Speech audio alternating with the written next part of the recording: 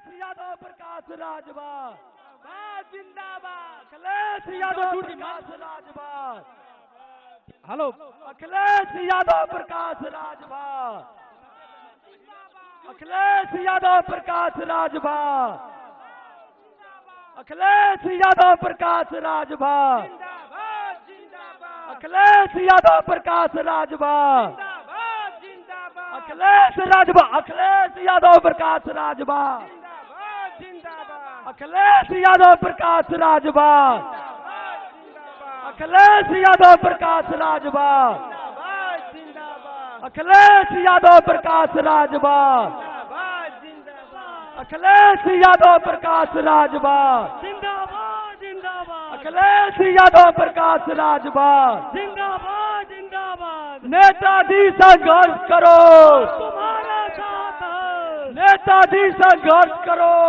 तुम्हारे साथ है, अखिलेश यादव प्रकाश राजभर, जिंदाबाद जिंदाबाद, अखिलेश यादव प्रकाश राजभर, जिंदाबाद अखिलेश यादव प्रकाश राजभर, जिंदाबाद जिंदाबाद, अखिलेश यादव जिंदाबाद, जिंदाबाद जिंदाबाद, प्रकाश राजभर जिंदाबाद, जिंदाबाद, अखिलेश यादव प्रकाश राजभर, जिंदाबाद, अखिलेश यादव प्रकाश राजभर, जिंदाबाद, जिंदाबाद, अखिलेश यादव प्रकाश राजभर, जिंदाबाद, जिंदाबाद, मनु अंसारी अखिलेश यादव, जिंदाबाद, जिंदाबाद, महेंद्र चौहान अखिलेश यादव, अखिलेश यादव प्रकाश राजभर, जिंदाबाद, जिंदाबाद, अखिलेश यादव प्रकाश राजभर, जिंदाबाद, जिंदाबाद, अखिलेश यादव प्रकाश राजभर, जिंदाबाद, जिंदाबाद, जिंदाबाद, जिंदाबाद, जो जहाँ जगह लिया है वहीं पे बैठ जाए आराम से।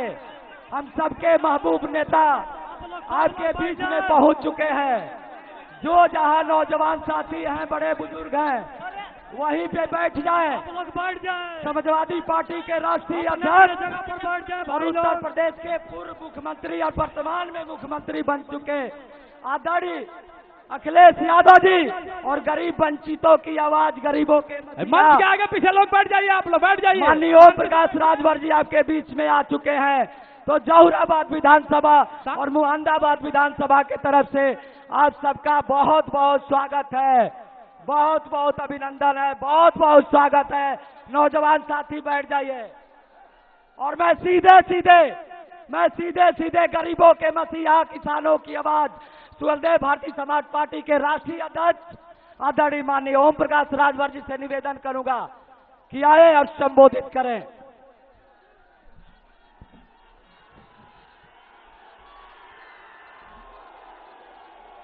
चुनावी विशाल जनसभा की अध्यक्षता करते हुए सम्मानित अध्यक्ष महोदय, संचालक महोदय, बनाना पड़ेगा बस अड्डा, तो बस अड्डा बना के भी आपको सुविधा देने का काम करेंगे।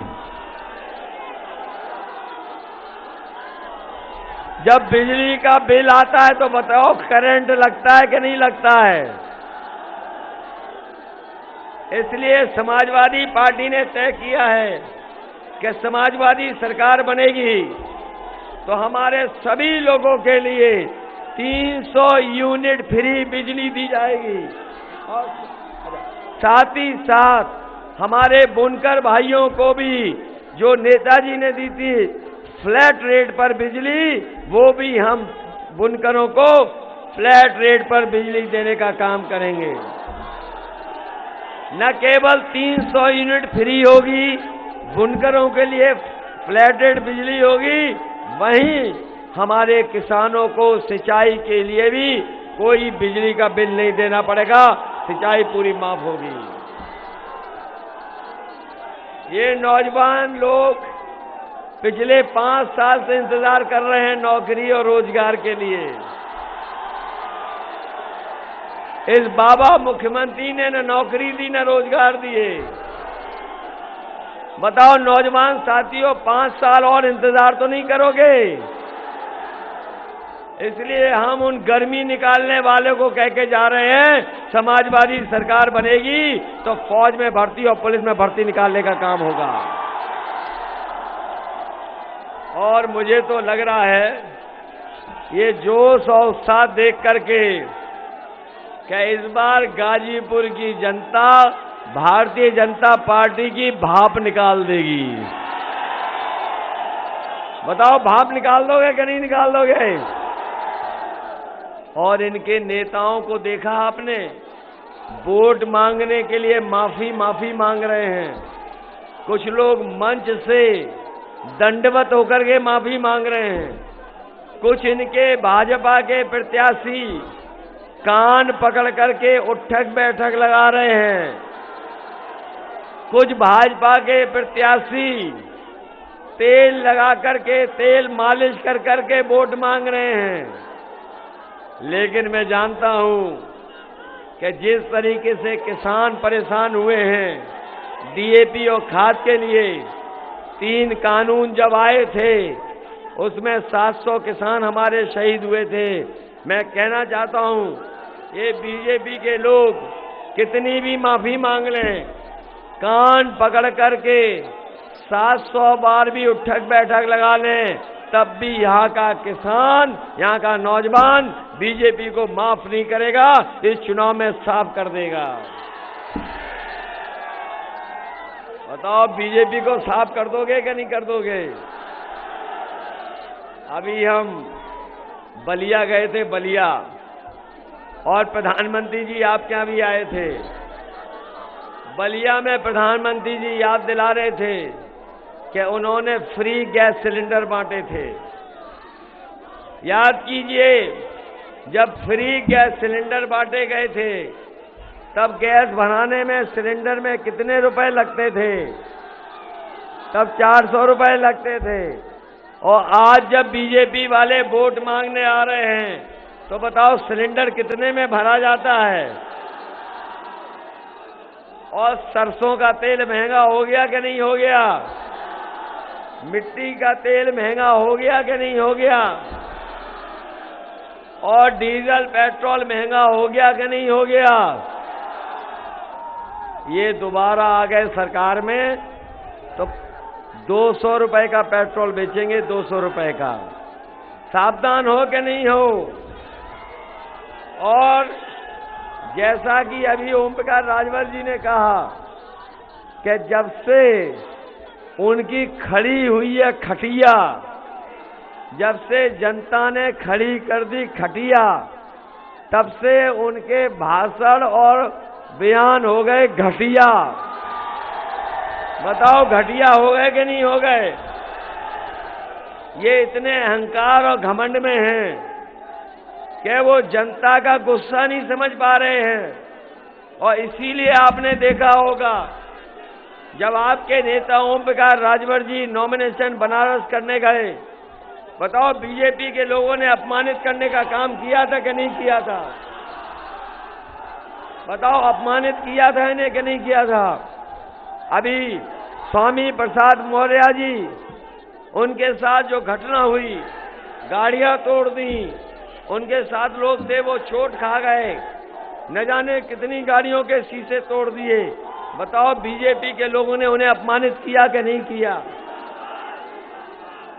और याद कीजिए, जब बाबा मुख्यमंत्री कुशीनगर गए थे तो दलित और पिछड़े बच्चे उनसे जब मिलने जा रहे थे तो बताओ साबुन से और शैम्पू से उन बच्चों को नहलाया था कि नहीं नहलाया था? ये बीजेपी के लोग पिछड़े और अल्पसंख्यकों के दुश्मन हैं, दलितों के दुश्मन लोग हैं। ये कभी नहीं चाहते कि आप लोग आगे बढ़ो, आपको कहीं सम्मान मिले। इसलिए बताओ हमारे गाजीपुर के लोगों, ये लड़ाई बहुत पुरानी है, ये आज की लड़ाई नहीं है। ये लड़ाई न जाने किस जमाने की है। बाबा साहब भीमराव अम्बेडकर जी से लेकर के, डॉक्टर राम मनोहर लोहिया जी से लेकर के, चौधरी चरण सिंह जी से लेकर के नेताजी इस लड़ाई को लड़े हैं। बताओ, इस बार आप बीजेपी को सबक सिखाओगे कि नहीं सिखाओगे? और बीजेपी के लोगों से सावधान रहोगे कि नहीं? ये बीजेपी के वही लोग हैं जो कहते थे कि हवाई चप्पल पे चलने वाला हवाई जहाज में चलेगा। बताओ हवाई जहाज बेच दिए कि नहीं बेच दिए? हवाई अड्डे बिक गए कि नहीं बिक गए?